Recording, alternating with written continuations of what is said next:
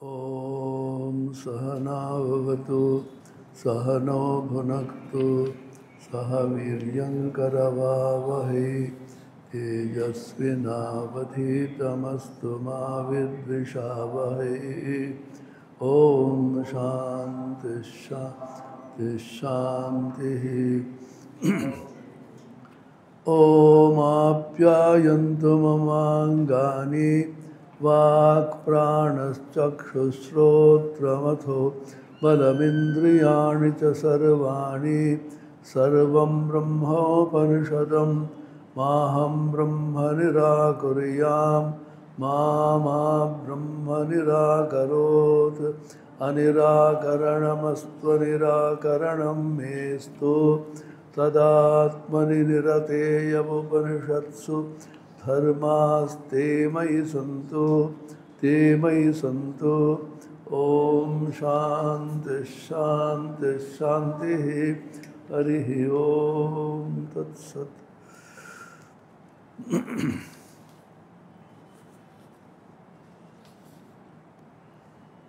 केनेषितं पतति प्रेषितं मनः केन प्राण प्रथम प्रीतियुक्ता केनेषितां वाचमिमां वदन्ति চক্ষুশ্রোত্রম কৌদেবো ইউনক্তি। আমরা আলোচনা করেছিলাম আমরা চোখের দ্বারা কি দেখছি, কর্ণের দ্বারা কি শুনছি, মনের দ্বারা কি চিন্তা করছি, অথবা চোখের পিছনে একটা শক্তি আছে, মনের পিছনে একটা শক্তি আছে। এখানে বলছেন কার দ্বারা প্রেরিত হয়ে, কার দ্বারা প্রেষিতম ঈশিতম, কার দ্বারা কার কর্তৃত্ব বিশেষের অভিপ্রায় অনুসারে মন, চক্ষু, কর্ণ ইত্যাদি ইন্দ্রিয়গুলো কাজ করে। তখন বলছেন অনুসন্ধান করে দেখতে গেলে কর্ণেরও কর্ণ, মনেরও মন, বাক্যেরও বাক্য, প্রাণের প্রাণ, চক্ষুর চক্ষু। সুতরাং বিবেকীগণ ইন্দ্রিয়াদিতে আত্মবুদ্ধি ত্যাগ করত এই সংসার হইতে নিবৃত্ত হইয়া অমৃতত্ব লাভ করেন, অথবা দেহ ত্যাগান্তে পুনর্বার দেহ ধারণ করেন না। এখানে বলতে চাইছেন আমি দেখছি, আমি শুনছি, আমি কথা বলছি বলছি তোমরা, সে আমিটা কি? এই প্রশ্নটা কিন্তু বরাবর হয়ে আসছে। আত্মানম বিদ্ধি, নো দাই সেলফ। বিদেশে পাশ্চাত্য দর্শনেও আছে, তুমি নিজেকে জানো আমি কে। এখানে বলছেন কর্ণকে একটি যন্ত্রস্বরূপ ব্যবহার করে আরেকজন সাক্ষী চৈতন্য দেখছে। এখানে বলছেন, এখানে বলবেন দেবেন, এখানে বৃহদারণ্যক থেকে উদ্ধৃতি দিতে বলছেন আমাদের এরূপ অনুভূতি হয় যে আমি দর্শন করিয়াছি, আমি বলিতেছি, শুনিতেছি ইত্যাদি। অতএব দ্রষ্টা, শ্রোতা ইত্যাদি রূপে একই চৈতন্য প্রতিভাত হইতেছেন। বহুরূপে প্রতিভাত হলেও তিনি স্বরূপ হতে অকর্তা, তিনি সাক্ষী মাত্র। কর্তৃত্ব বুদ্ধি কার আছে? এটাই মূল প্রশ্ন। আমাদের দুঃখের মূল কারণ কি? এই প্রশ্ন বুদ্ধদেব করেছিলেন। আমরা সুখে দুঃখে আছি তো নাকি? একেবারে দুঃখে নেই কেউ আছেন? কিছু না কিছু দুঃখ আমাদের সকলেরই আছে। এখানে এই দুঃখ সকলের আছে। কার দুঃখ? আমরা যদি বলি আমার দুঃখ, এই আমিটা কে? শরীরটা দুঃখ পাচ্ছে আমরা বলি, সাধারণত বলি না শরীরে ব্যথা, একটু বয়স হয়ে গেলেও হাঁটু ব্যথা প্রথমে হবে, হাঁটু ব্যথা হবে, পেটে ব্যথা হবে, পিঠে ব্যথা হবে, আর সবসময় মনের ব্যথা সবসময় লেগেই আছে। এতগুলো ব্যথা, এতগুলো দুঃখ নিয়ে আমরা কিন্তু জীবনযাপন করে যাচ্ছি।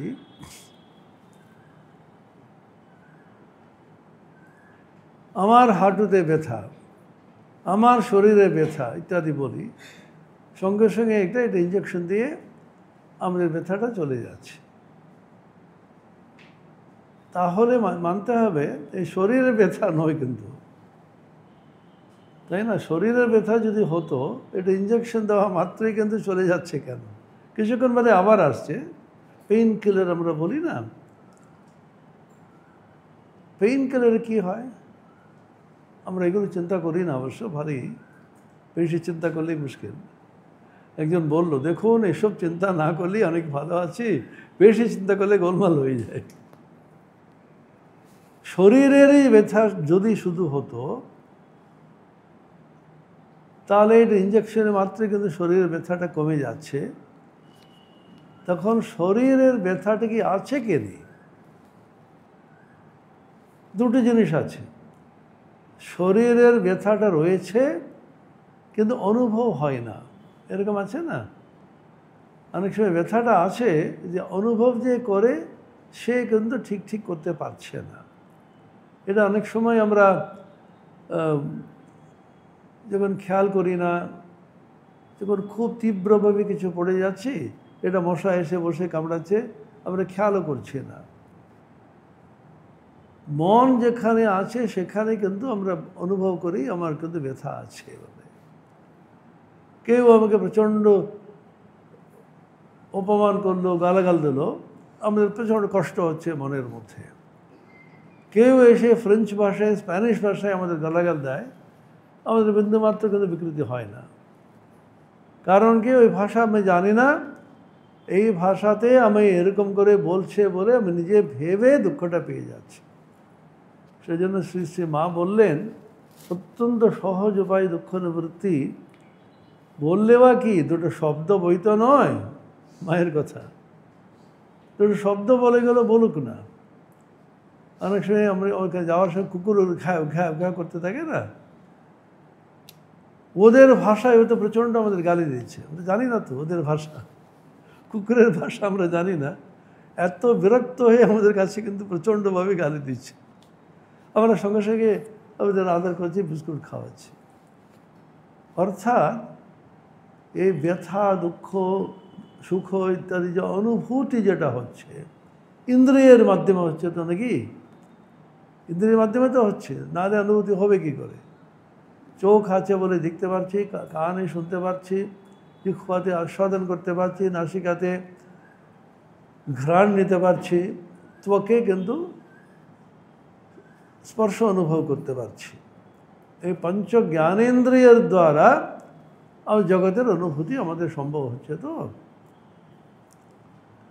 এখন যে অনুভূতিতে যুক্ত হয়ে আছেন, যে অনুভবকর্তা, তিনি যদি না থাকেন, তাকে সাময়িকভাবে সরিয়ে দিই, কোনো অনুভূতি আমাদের হবে না।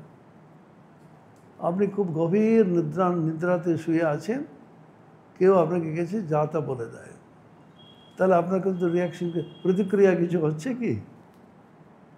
আমি তো ঘুমিয়ে পড়েছিলাম, তার মানে ও শব্দের দ্বারা আপনি প্রতিক্রিয়া করছেন না, কিসের দ্বারা করছেন? এই শব্দকে শ্রবণ করে মনের মধ্যে শব্দের যে তাৎপর্যটাকে গ্রহণ করে, এ হচ্ছে আমাকে অপমান করছে বলে আমরা ব্যাখ্যা দিয়ে তারপরে আমি রূপ একটা বস্তু প্রচণ্ডভাবে কিন্তু ক্ষেপে ওঠে। আমাকে এরকম বলেছে তো, আমি জানি না আমি কি করতে পারি, আমি আমি আমি আমি করে যাচ্ছি। প্রতিদিনের ঘটনা এটা, আমরা এটা অস্বীকার করার কোনো জো নেই, আমরা সকলেই করি, আমিও করি, আপনারাও করেন। কোথায় থেকে এটা আমি এসে আমি অনুভবকর্তা বলতে থাকে।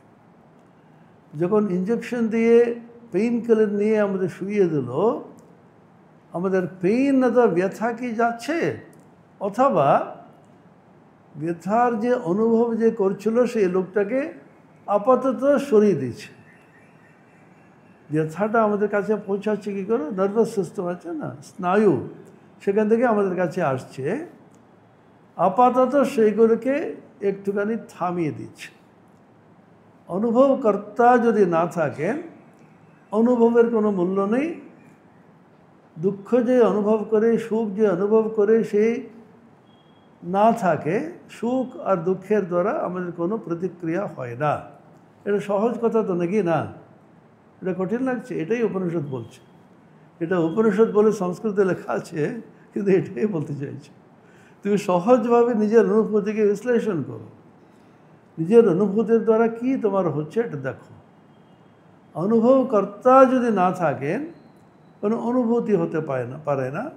অনুভূতি যদি না হয় তোমার সুখ দুঃখ শীত উষ্ণ সমস্ত সমানভাবে হবে। সেজন্য বিশ্লেষণ করে দেখতে বলছে তোমার ইন্দ্রিয়ের যে অনুভূতি যেটা আছে,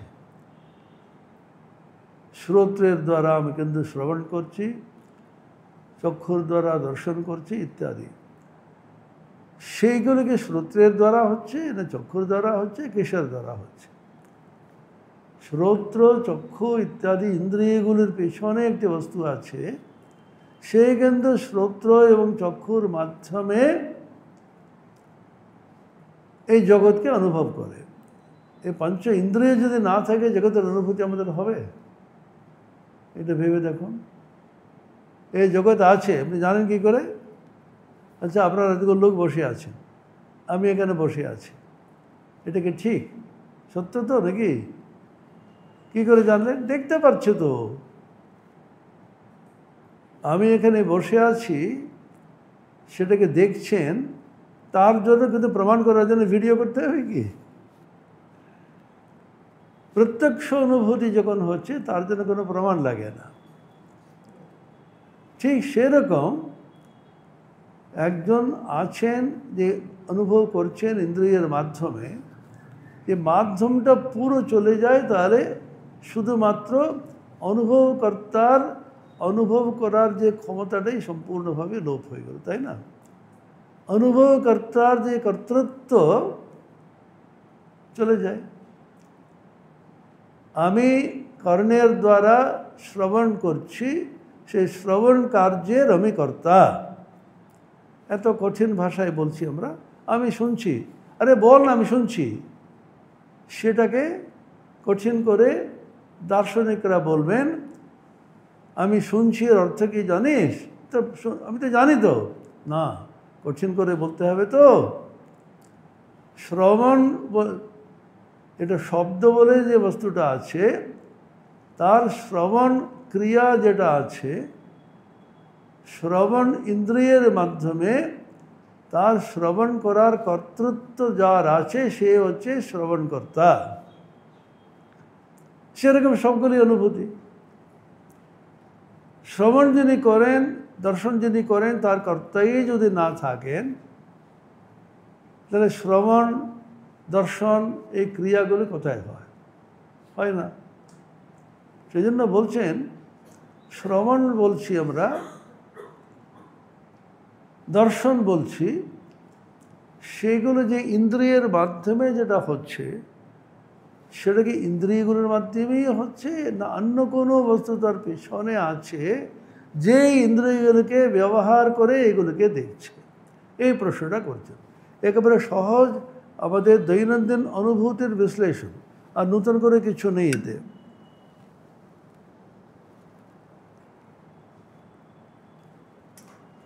তখন বলছেন শ্রোত্রস্য শ্রোত্রম মনসো মনোয়ত বাচোহ বাচম সবু প্রাণস্য প্রাণঃ চক্ষুষ চক্ষুঃ। এটাকে যে জানে অতিমুচ্চ ধীরাঃ, যে জানে, চোখের দ্বারা আমি দেখি না, চোখের পিছনে একটি আত্মবস্তু আছে, সে চোখ রূপ একটা ইন্দ্রিয়কে ব্যবহার করে দর্শন ক্রিয়াটা সম্পন্ন করছে ইত্যাদি। এখন সে কোথায় আছে, কি করছে আমরা জানি না, ওটাকে নাম দিলাম আত্মবস্তু, সমস্ত ইন্দ্রিয়ের পিছনে ওটা আছে ইত্যাদি বলা হচ্ছে। সেটাকে জানবো কি করে? চোখের দ্বারা কি জানা যাবে? এখন ইন্দ্রিয়গুলোকে সব বহির্মুখ হয়ে আছে আমাদের সকলেরই,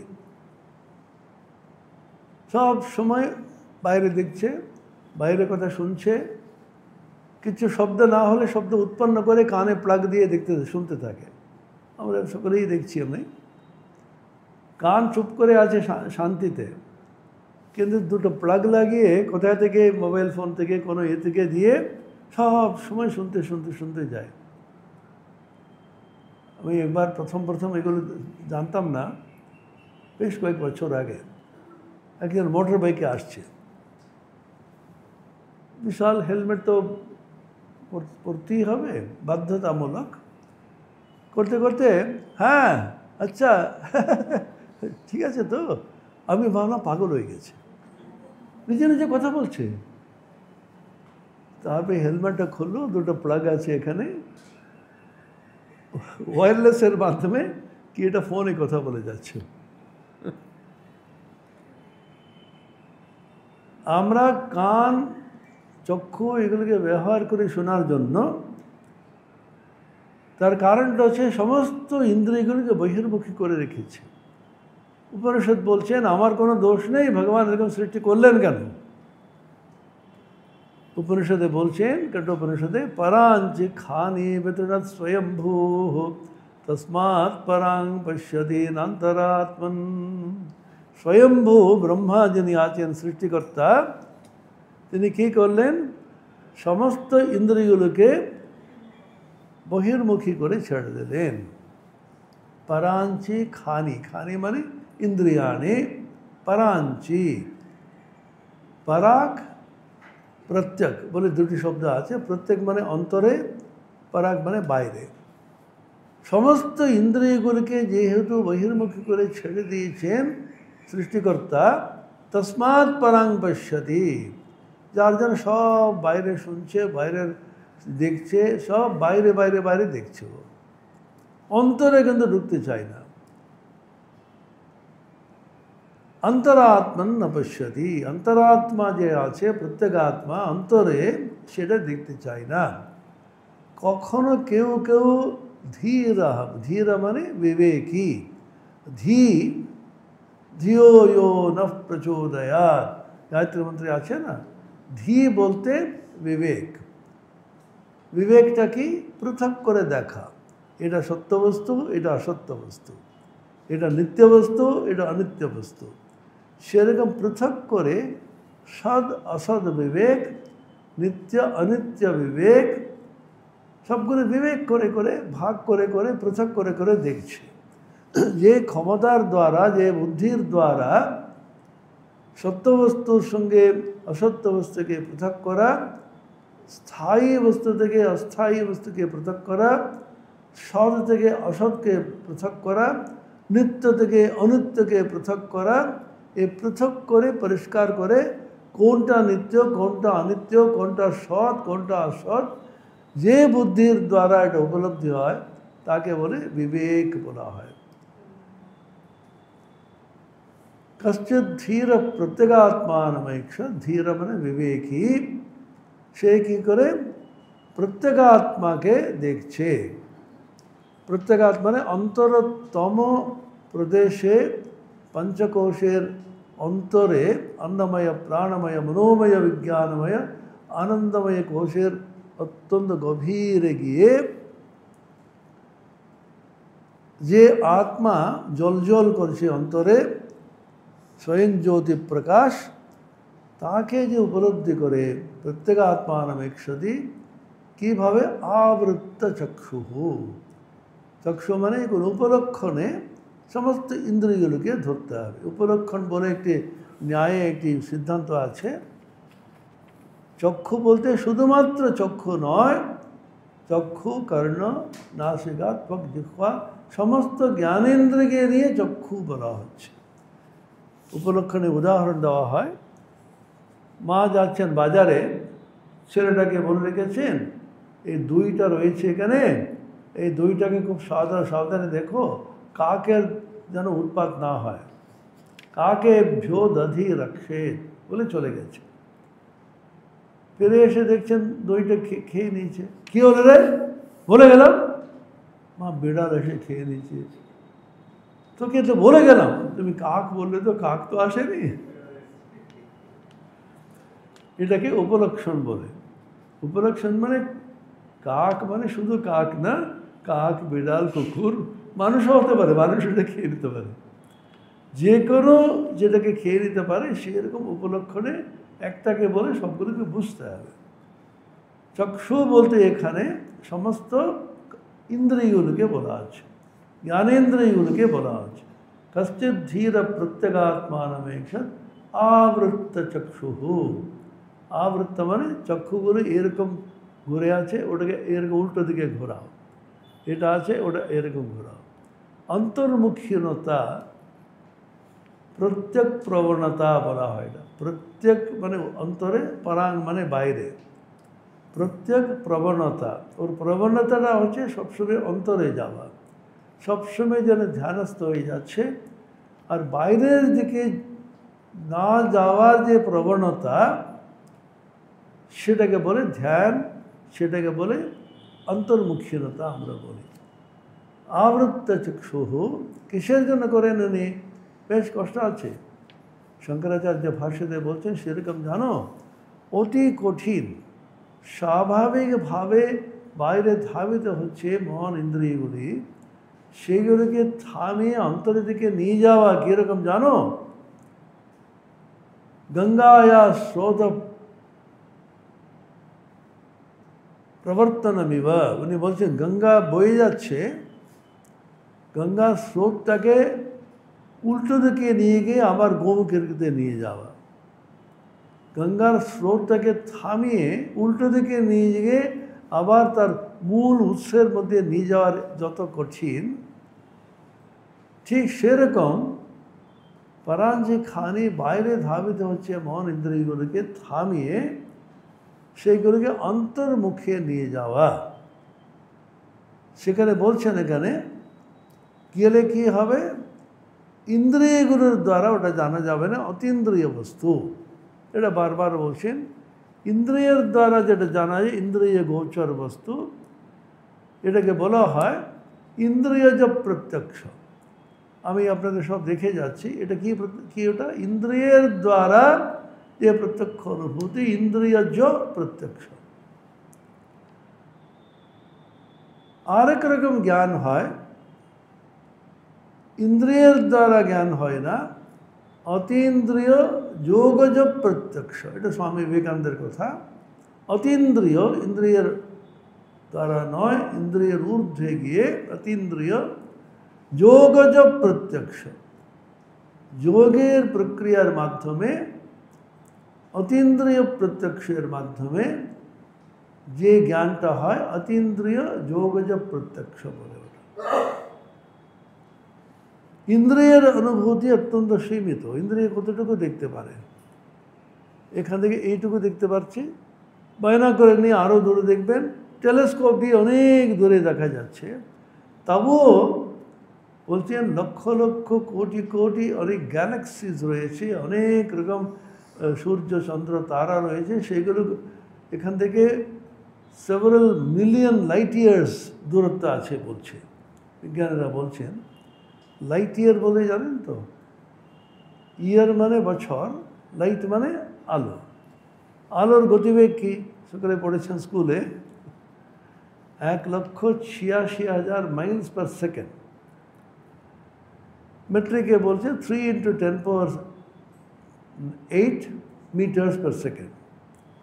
এই হচ্ছে আলোর গতিবেগ। 1 সেকেন্ডের মধ্যে 1,86,000 মাইল দূরত্ব যেতে পারে লাইট, আলো। 1 সেকেন্ডে হলে 1 মিনিটে কত হতে পারে? এটাতে কী দিয়ে গুণ করতে হবে? 60। 1 ঘন্টায় কী হবে? আরও 60। 1 দিনে কত হবে? 24। 1 বছরে কত হবে? 365। এটা গুণ করে দেখুন। এই হচ্ছে 1 লাইট ইয়ার বলা হয়। কারণ বহু বহু দূরকে মাপতে গেলে এমন একটি একক লাগবে, ইউনিট লাগবে, সেটাও অনেক অনেক বড়। 1 লাইট ইয়ার এটা হচ্ছে এটা। বিজ্ঞানীরা বলছেন এমন কোনো আছে আমাদের সূর্য অথবা তারা, সূর্য একটা তারা, অত্যন্ত অর্ডিনারি সামান্য একটি নক্ষত্র বলে সূর্য, আমাদের সূর্যকে অত্যন্ত গোবেছাড়া একটা নক্ষত্র, তাতেও সেই তাপই আমরা পাচ্ছি না। এটা মিল্কি ওয়ে গ্যালাক্সির মধ্যে আছে, কিন্তু বহু বহু গ্যালাক্সি আছে, আর লক্ষ লক্ষ তারা আছে, সে কত দূরে আছে কোনো ঠিক নেই। Several million light years, billion light years বলছে ওরা। বিলিয়ন মানে 100 মিলিয়ন লাইট ইয়ার, তার মানে কত দূর হবে? ওখান থেকে ওই নক্ষত্রের আলো এখানে আস্তে আস্তে ওই নক্ষত্র শেষ হয়ে গেল। এইরকম বিচিত্র ব্রহ্মাণ্ড, কোটি কোটি ওরকম নক্ষত্র তারা আছে বলছেন। এর মধ্যে আপনি ইন্দ্রিয়ের দ্বারা কি করে জানবেন এগুলি? অসম্ভব। যতটুকু আমরা জানি সেটুকুনি অনেক রকম বইটাও লেখা হচ্ছে, ওদের বিজ্ঞানীরা বলছেন এই আছে ওই আছে কী আছে আমরাও জানি না, ওরাও জানে না, সে নিয়ে এটা গ্ল্যামারে চলছে আর কি। অ্যাস্ট্রোফিজিক্স বলে এটাকে, আর্লি ইউনিভার্সেস বলে আছে। এই জগৎ ব্রহ্মাণ্ড উৎপন্নের ঠিক আগে অথবা পরে কি ঘটেছিল এ নিয়ে অনেক গবেষণা হতে থাকে। আমরা কিছুই বুঝছি না, তবু একটু বসে হাঁ করে পড়ে যাচ্ছে। ইংরেজিতে লেখা আছে তো, বাংলা লিখলে ততটা গ্ল্যামার নেই। আসলে আমরা কিচ্ছু জানি না, জগৎ ব্রহ্মাণ্ডের সময় কিছু জানি না, অণুপরমাণু থেকেও কিছুই জানি না। ইন্দ্রিয়ের দ্বারা জানা যাচ্ছে না, সেটা অতীন্দ্রিয় বস্তুর দ্বারা জানা যায় বলে যোগীরা বলছে। এটা কীরকম? আগেকার দিনে আমাদের তার দিয়ে সবগুলো করতে হতো, ওয়ার তারের কানেকশন ছাড়া কোনো ইলেকট্রিসিটি বলুন অন্য কিছু হতে পারতো না।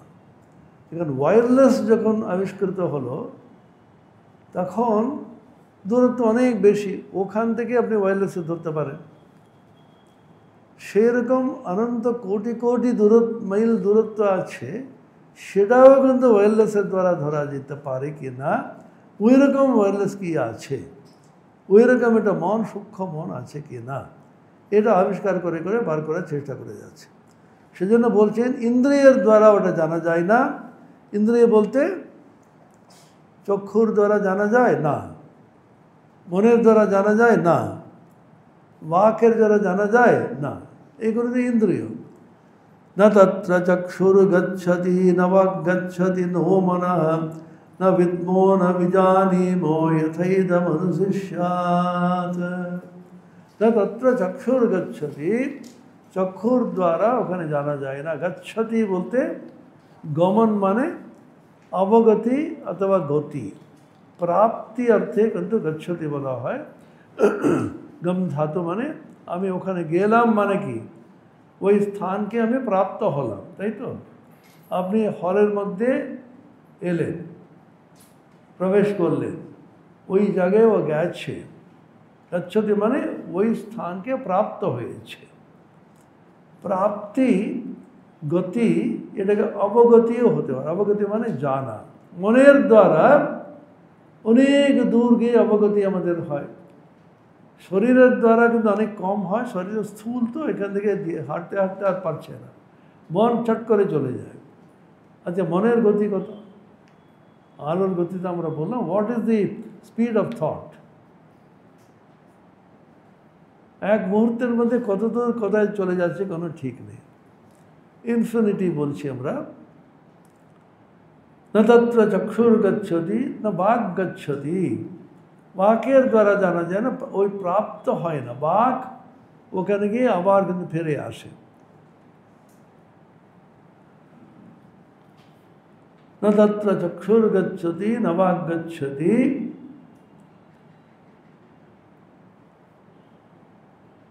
নো মনঃ, মনও ওখানে রিচ করতে পারছে না। যতো বাচো নিবর্তন্তে অপ্রাপ্য মনসা সহ, তৈত্তরিয় বলছেন বাচো নিবর্তন্তে, বাক ওখানে যেতে পারে না, মনও কিন্তু ওখানে যেতে পারে না। মন কিন্তু সীমিত শক্তি, মনের শক্তি অনন্ত হতে পারে, কিন্তু মন যতই বড় হোক না কেন তার শক্তি সীমিত। এনারা চেষ্টা করেছেন ঋষিরা মনকেও ছাড়িয়ে আরও শক্তিমান কিছু আছে কি না। না বিদ্মো না বিজানীমো, এটা কি রূপ ব্রহ্ম, না বিদ্মো। উপনিষদ ঋষি বলছে দেখো বাবু, আমরাও জানি না। মাস্টারমশাই অনেক বলছেন না, ছেলেরা প্রশ্ন করছে দেখো আমিও জানি না, আমি দেখে বলছি। আসলে আমরা কেউই কিছুই জানি না, এটা জানাটাই জ্ঞান। সক্রেটিসের নাম শুনেছেন? সক্রেটিস হচ্ছে এত বড় জ্ঞানী, একটা অশরীরী বাণী শুনেছেন, Socrates is the wisest man on earth. সক্রেটিসের সবচেয়ে শ্রেষ্ঠ জ্ঞানী। সব ছুটে এসে বলো, সক্রেটিস তোমাকে অভিনন্দন জানাচ্ছি, তুমি নাকি ওয়াইজেস্ট অশরীরী বাণী বলেছে। সক্রেটিস, আমার মতো আমি তো কিছুই জানি না। কিছুক্ষণ বাদে বললো, হ্যাঁ হয়তো ঠিক হতে পারে, আমি একমাত্র জানি, আমি কিছু জানি না। সকালে বলছে, না না আমি জানি। কাউকে বলে দেখুন, এই ব্যাপারে আপনি বলছেন, আপনি কতটুকু জানেন বলতে, ব্যাপারে আস্তে করে বলবেন, বেশি বলবেন না। হ্যাঁ আমি জানি না। কি জানেন আপনি? কতটুকু জানেন মশাই? আমি কত পড়েছি জানেন? কাউকে যদি বলেন এই বিষয়ে আপনি অজ্ঞ, একটু সামান্য বলে দেখুন কি ধরনের মানুষের রাগ হয়ে যায়। কারণ প্রত্যেকের মধ্যে আমি জানি বলে এটা বোধ মহামায়া দিয়ে রেখেছেন। সবচেয়ে বড় এটা, আমি কিছু জানি না। কথামৃতে প্রথম পাতা,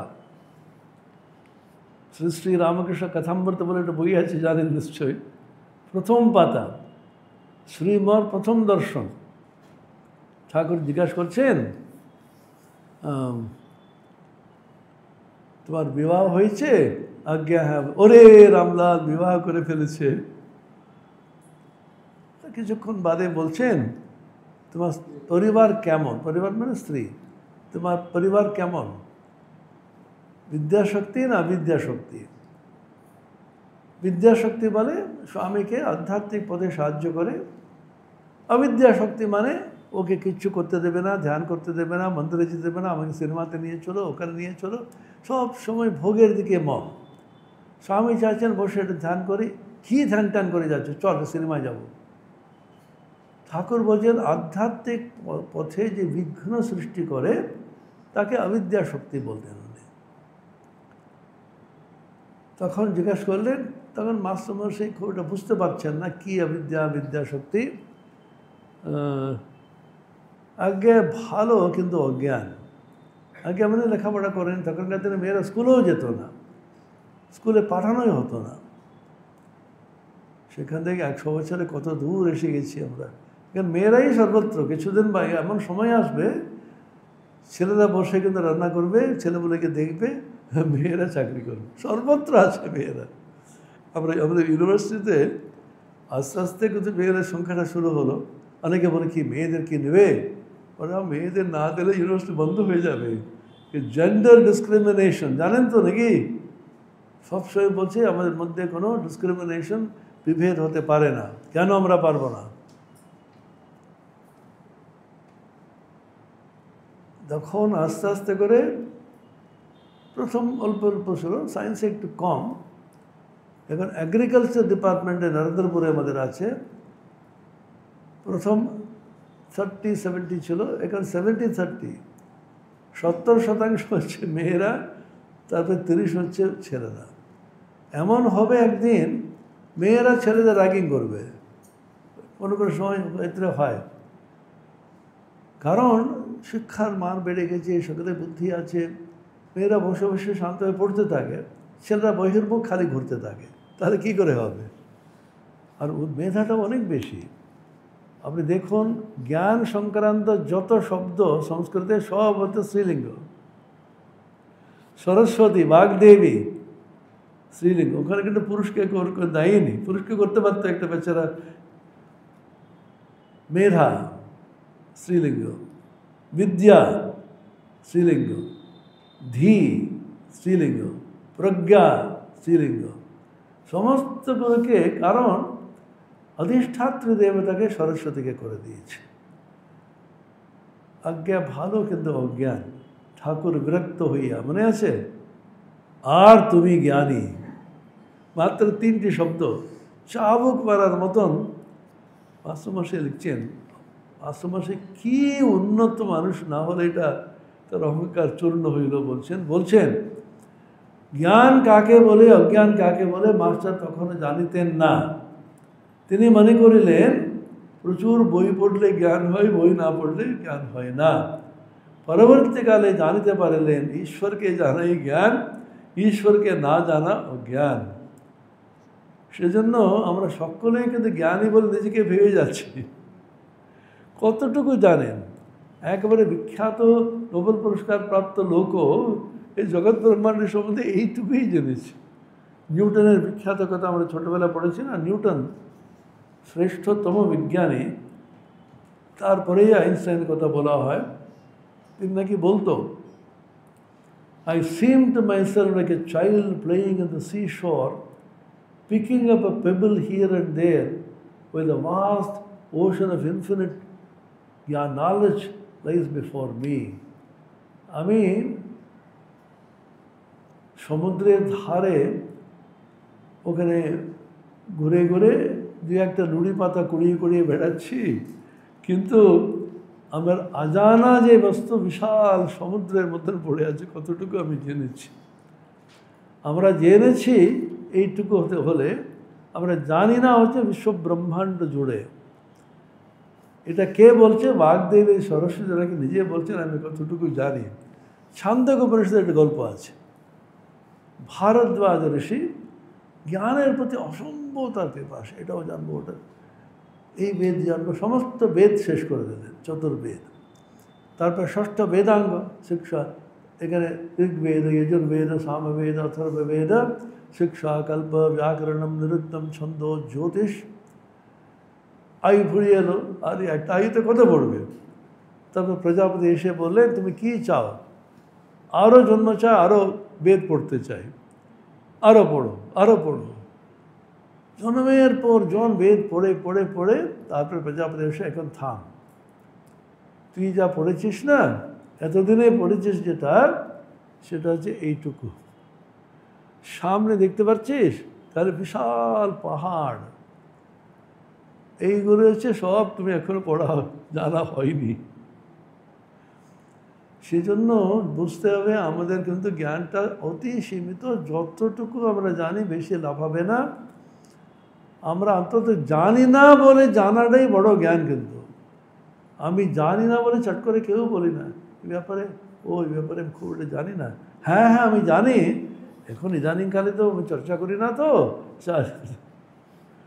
আমি জানি না বলতে মানুষের এত ক্ষুণ্ণ আর কি আছে, সত্যি সত্যি আমরা জানি না। আর একটি আছে ছান্দোক্য উপনিষদের গল্প, নারদীয় সনত কুমার সংবাদ। নারদ ছিলেন খুব শ্রেষ্ঠ একজন জ্ঞানী, তার প্রচণ্ড শোক হয়েছে। শোচামি, এত শোকগ্রস্ত হয়ে আছি।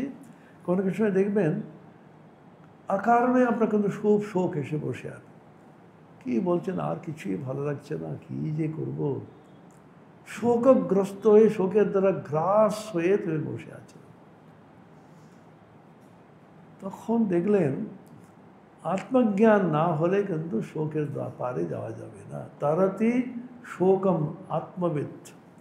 সমস্ত ভারতীয় উত্তরাধিকার, আধ্যাত্মিক হেরিটেজ, লেগাসি যেটা বলি আমরা, ঐতিহ্য, সব এই তিন শব্দযুক্ত একটা বাক্যের মধ্যে আছে। তারাতি শোকম আত্মবিদ, যে আত্মাকে জানে তিনি শোকের পারে যেতে পারেন। সনত কুমারের কাছে গেছেন। সনত কুমার একজন ঋষি, উনি বলছেন শোকস্য পারম তারয়তু। আপনি একজন ঋষি, একজন মুনি, একজন শ্রেষ্ঠ মহাত্মা, শোকের পারে আমাকে নিয়ে চলুন। নিজেই বলছেন আমি জানি তারাতে শোকম আত্মবিদ। আত্মবান যিনি, আত্মাকে জানেন, তিনি কিন্তু শোকের পারে যেতে পারেন। আমাকে শোকের পারে নিয়ে চলুন, তারাতে শোকম আত্মবিদ। তখন সনত কুমার একটু হেসে বলছেন, আচ্ছা তুমি এত আগ্রহ করে এসছো আমার কাছে, তুমি কি কি পড়েছো একটু বলো, তারপরে আমি বলবো। তখন বিশাল একটা তালিকা দিচ্ছেন। ঋগ্বেদ, যজুর্বেদ, সামবেদ, অথর্ববেদ, চতুর্বেদ আমি পড়েছি পুঙ্খানুপুঙ্খভাবে। শিক্ষা, কল্প, ব্যাকরণম, নিরুক্তম, ছন্দ, জ্যোতিষম, ষষ্ঠ বেদাঙ্গ, নক্ষত্র বিদ্যা, ধনবিদ্যা, রাশিবিদ্যা, সর্পবিদ্যা, 24টা আমি বিদ্যাতে একেবারে পারদর্শী, কিন্তু দুঃখটা যাচ্ছে না। আমি অনেক সময় ভাবি বিশাল একটি নোবেল প্রাইজ পুরস্কার প্রাপ্ত ইত্যাদি আমরা এই করে যাচ্ছি। এই বর্তমানে কালকের নিউজ থেকে বলা ভালো, আমাদের ক্রিকেটের সম্রাট সকলে করে হাঁ করে যা বলছেন আমি আর খেলবো না, সব যে কী হলো কী হলো কী হলো, 2 দিন বাদে আস্তে আস্তে করে সকলে থেমে যাবে, ও বলে যাবে সব বলছে। আচ্ছা, এত টাকা, এত মান, এত সম্মান, এত খ্যাতি, বিশ্ববিখ্যাত একটি মানুষ, তার কি শোক গেছে? গভীরে গিয়ে যদি দেখেন যাদের খ্যাতি বেশি আছে সবচেয়ে শোকগ্রস্ত ওরাই। সাধারণ মানুষ আমরা অনেক ভালো আছি, গামছা পেতে এই প্ল্যাটফর্মে শুয়ে আছে সবচেয়ে সুখীও। একটু সামান্য লেখাপড়া করে ফেলেছি, আমাদের দুঃখ সবচেয়ে বেশি। সবসময় ভয়, আমার চেয়ে ছাড়িয়ে চলে যাবে, আমাকে কি করে করবে, আমি কি ফার্স্ট হতে হবে। আমি তখন বলি সকালে ফার্স্ট হলে আপনারা কি করবে? আমি প্রথমের অর্থটা কি? কেউ কেউ দ্বিতীয় তৃতীয় চতুর্থ আছে বলেই তো আমি প্রথম। সকালে প্রথম করতে গেলে কি করে হবে? তোমার যা আছে তাই নিয়ে থাকো। আমরা বিশাল কিছু, ইউ শুড বি অ্যাম্বিশাস। ইদানিং বাচ্চাদের শেখানো হয় অ্যাম্বিশন, ড্রিমস। কিচ্ছু ড্রিম করতে হবে না বাপু, যা আছে তুমি থাকো, ধীরে ধীরে করো। ড্রিম করতে করতে করতে গলায় দড়ি দিয়ে মরছে। কত ঘটনা দেখে কি দুঃখ হয়। বাবা মা বসে অপোজ করে আরও আরও আরও। আরে ওকে শান্ত হয়ে নিজের মতন থাকতে দাও না, নিজের মতন থাকতে দেবে না। হ্যাঁ, প্রচণ্ড মারছে, 98 পেয়েছে, আর 2 নম্বর কোথায় গেল? আমরা মনে করি তাতে নাকি বিশাল কিছুই হবে না। যারা যারা একেবারে মাধ্যমিকে, উচ্চ মাধ্যমিকে প্রথম হয়েছে গত 50 বছরে, ওরা এখন কি করছে পুরো যদি হিসাব করি, ওরা খুব দুঃখী আছে, জানতে পারবো আমরা। কুশের দ্বারা দুঃখ যায় না, একমাত্র আত্মজ্ঞানের দ্বারাই দুঃখ যাবে। এটা অর্জুনকে জানাতে চাইছিলেন ভগবান। দুঃখ নিবৃত্তি একমাত্র হতে পারে তুমি আত্মজ্ঞান যদি হয়। শোক মোহ থেকে তুমি নিস্তার পেতে পারবে না। না বিদ্মো না বিজানিমো। তখন বলছেন, ঋষি বলছেন আমরা ব্রহ্মস্বরূপ কি জানি না, সেজন্য অপর কেউ কিন্তু এটা কিন্তু জানাতে পারবো না।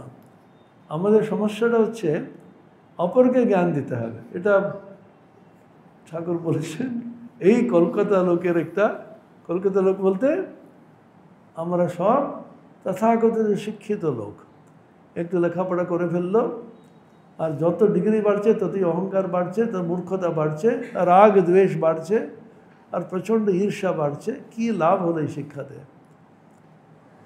আমি অনেক সময় ভাবি, বাড়িতে পুরনো মায়েরা থাকেন না, কোনোদিন স্কুলে যাননি, আপনারা আরও দেখতে পাবেন, এত শান্তভাবে বাড়িতে বসে আছে, সকলে সেবা করে যাচ্ছে, চোখে মুখে এত প্রশান্তি।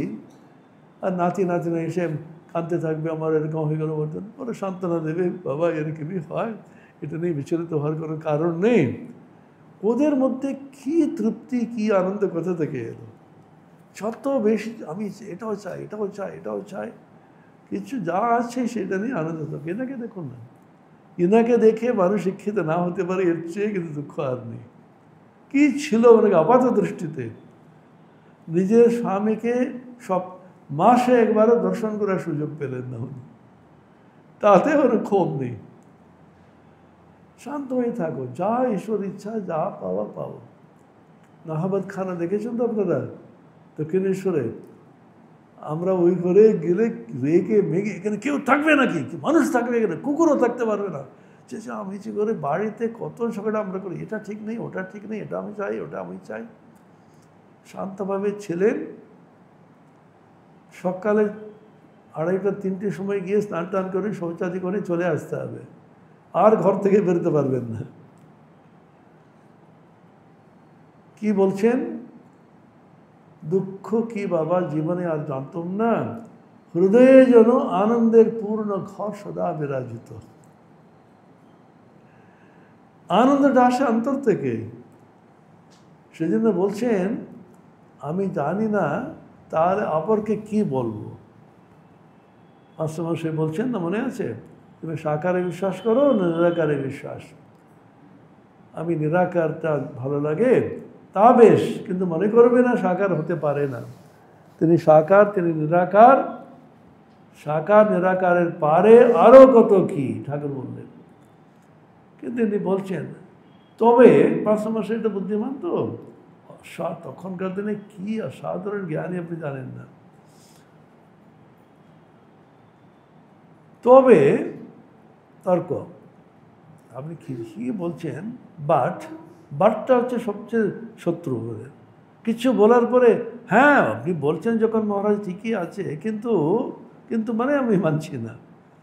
কিন্তুটা কি, যারা মাটির প্রতিমা দিয়ে পুজো করছে অজ্ঞ, ওদের বুঝিয়ে দিতে হবে যে ওরা কিন্তু মাটির প্রতিমাকে পুজো করে না, তার পেছনে যে চৈতন্য বস্তু আছে অনন্ত সচ্চিদানন্দ, তাকে উদ্দেশ্য করে এটা পুজো করে, সেটা ভালো করে ওদের বুঝিয়ে দিতে হবে। ঠাকুর বাপ ওইগুলো পড়ে দেখুন, এই তোদের কলকাতার লোকের অপরকে বোঝাবে, লেকচার দেবে, আর নিজেকে কি বোঝাবে? চন্দ্র সূর্য গ্রহ নক্ষত্র যিনি করেছেন, বাপ মা করেছেন, তাদের মধ্যে পুত্রের প্রতি সন্তান প্রতি স্নেহ দিয়েছেন, তিনি বুঝাবেন, তুমি কে বুঝাবে? মাস্টারমশাই সেই অহংকার সম্পূর্ণ চূর্ণ হলো। এই প্রথম তর্ক এবং শেষ তর্ক। কোনোদিন মাস্টারমশাই কথা বলতে ফিস করে কিছু বলতেন কোনো সময়, কিন্তু কোনো কথা বলতেন না। সেজন্য লেকচার দিতে এলেই কিন্তু এই কথাটা বলে ঠাকুর যে ক্ষমা চেয়ে আমরা আসছি, লেকচারে যাচ্ছিস না থপ। বিদ্যাসাগরের গল্প জানেন? বিদ্যাসাগরকে বলতো তুমি লেকচার দাও না কেন? বেদ খাওয়ার ভয়ে। বেদ খাওয়া জানেন তো, এখন তো উঠে গেছে কর্পোরিয়াল পানিশমেন্ট। তখন মাস্টাররা এরকম করে মারত। আর সংস্কৃত পণ্ডিতরা কী করতে জানেন? সংস্কৃতের পণ্ডিতরা এটা জানেন, ওটা কি বলে জানো? গাট্টা না বোধহয়। এটা করলে পরে ব্রেনে কিছু স্মৃতিটা জাগিয়ে জানি গিয়ে জানে। বেদ খাওয়ার ভয়ে কান বলা। হ্যাঁ, আপনি খেয়েছেন নাকি? তা বলি তো, রসিক আছেন, রেগুলার আসেন, বসে থাকেন। আর আরেকজন ইনি আছেন, ওনার প্রায় 100 বছর হতে যাচ্ছে। কি আনন্দে আসছেন যাচ্ছেন দেখুন, এদের দেখে আমাদের আনন্দ হয়। বেদ খাওয়ার ভয় কি? গল্পটা হচ্ছে ঈশ্বরের কাছে এক একজন কৈফিয়ত দিতে হবে। ক্রিশ্চিয়ানিটিতে আছে তোমাকে জাজমেন্ট, ডে অফ জাজমেন্ট। একজন যাচ্ছে, কি এটা বলছে, ভুল বলছে, তবে ওটা একটা দাও তো বেদ, এত ভুল কেন? পরপর একই ভুল করে যাচ্ছে। আচ্ছা তোদের কে পড়িয়েছে রে? এই তো আসছে বিদ্যাসাগর, ওকে 100টা দাও। সেজন্য আমি ভয়ে ভয়ে যত ক্লাস নিয়েছি, ওই ক্লাসে যত সংখ্যক শ্রোতা ছিলেন, ততটা সেটাকে 100 দিয়ে গুণ গিয়ে ততটা খেতে হবে আমাকে বেদটা। সেজন্য আমরা কতটুকু জানি না ভেবে আমরা সকলকে বলতে থাকি। উপনিষদে বলছেন না বিদ্মো না বিজানীমো, না বিদ্মো, আমরাও জানি না এটা কি বস্তু, আমরা বলতে পারবো না। সুতরাং কী রূপে অপরের জ্ঞানের বিষয়ীভূত করতে পারি তাহাও আমরা জানি না।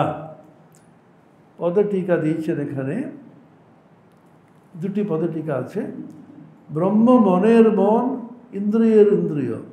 রজ্জুতে যখন সর্পভ্রম হয়, তখন রজ্জু যেমন যে রূপ রজ্জু সর্পের আত্মা, অর্থাৎ রজ্জুকে ছাড়িয়া সর্পের কোনো পৃথক অস্তিত্ব নয়, ব্রহ্ম সে রূপ ইন্দ্রিয়াদির আত্মা। সুতরাং নিজের আত্মায় নিজেকে গমনাগমন অসম্ভব। তত্র চক্ষুর গচ্ছতি বলছেন না, চক্ষু ওখানে যায় না, মানে যাওয়া মানে কি? একটা স্থান থেকে আর একটা স্থানান্তরিত হওয়া। এখান থেকে শুরু করে বেলুড়মঠ থেকে আপনি কিন্তু হাওড়া গেলেন, সালকিয়া গেলেন।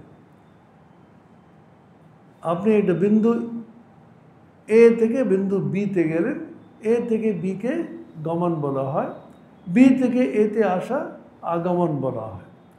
এখন বিন্দু এ থেকে এতে যাও, তার মানে কি হলো? ওখানে গমনও নেই, আগমনও নেই।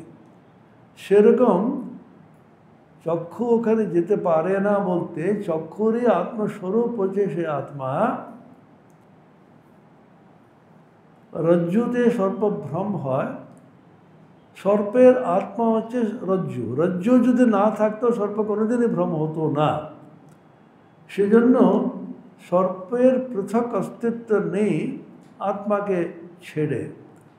ব্রহ্মস্বরূপ ইন্দ্রিয়াদির আত্মা, সুতরাং নিজের আত্মায় নিজে গমনাগমন অসম্ভব। তারপর এখানে বলছেন, আমি কি করে তা জানাবো, যাহার জাতি গুণ ক্রিয়া ইত্যাদি আছে তাহাকে ইন্দ্রিয়র মনের দ্বারা জানা চলে। ইন্দ্রিয়র মনের দ্বারা কি জানবেন? সে কোনটা বলো তো?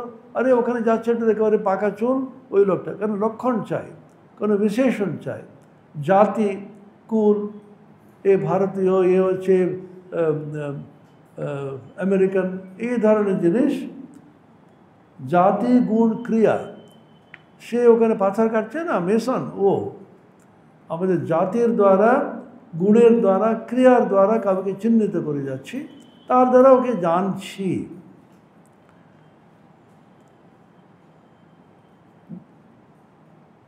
অপরের নিকট তার সম্বন্ধে বলা চলে। ব্রহ্ম যাহা নেই বাক্য মনের অগোচর, তবে প্রত্যক্ষাদি প্রমাণের দ্বারা তিনি জ্ঞাপনীয় না হলেও শ্রুতি সাহায্যে তাকে জ্ঞাপন করা চলে। ইহাই পরবর্তী মন্ত্রে বলা হয়েছে। ন বিদ্মো ন বিজানীমো, আমি নিজেও জানি না, অপরকে কী করে বোঝাবো। যথা এতৎ অনুশিষ্যাৎ। এখন এটা কিন্তু একেবারেই জানা যাবে না, জানা যাবে শ্রুতির দ্বারা জানা যাবে। শ্রুতির দ্বারা জানা যাবার অর্থটা কি? যারা অনুভব করেছেন, তারা যদি লিপিবদ্ধ করেছেন তার অনুভূতি, তাকে শ্রুতি বলি, বেদ বলি। বিভিন্ন ধর্মেও আছে, বাইবেল আছে, কোরআন আছে ইত্যাদি। তার মাধ্যমে তাদের কাছ থেকে আমরা জানতে পারছি। অর্থাৎ একমাত্র অনুভব আমাদের হতে পারে, অনুভূতি হতে পারে, যারা অনুভূতি করেছেন তাকে অবতার বলি আমরা, তাকে মহাপুরুষ বলি, তার ঈশ্বর কোটি বলি। ওদের মাধ্যমে জানলে তবে জানতে পারে। সেজন্য বারবার বলেছে, গুরু মুখে পরম্পরাতে এসে জানতে হবে। এখন তো নিজে নিজে জানতে চাইছে অনেকে। এখন তো আমাদের পরমগুরুকে, আপনি জানেন তো, গুরু, পরমগুরু, পরাপর গুরু, পরমেষ্ঠী গুরু। এখন আস্তে আস্তে পরমেষ্ঠী গুরুর দিকে, পরমগুরু ছিল আমাদের ইউটিউব, এখন পরমেষ্ঠী গুরু হয়ে গেছে চ্যাট জিপিটি। এখন তো আমাদের গুরু হচ্ছে ইউটিউব। ইউটিউবটা শুনে অনেকে ধ্যান করে, ইউটিউবটা শুনে অনেক রকম উল্টাপাল্টা জানছে। সেরকম বলছে, তুমি গুরুমুখে গিয়ে উপলব্ধি করেছেন, তারকম পরম্পরাতে এসে শুনতে হবে। ওম শান্তি শান্তি শান্তি। হরি ওম তৎসৎ। শ্রীরামকৃষ্ণার্পণমস্তু।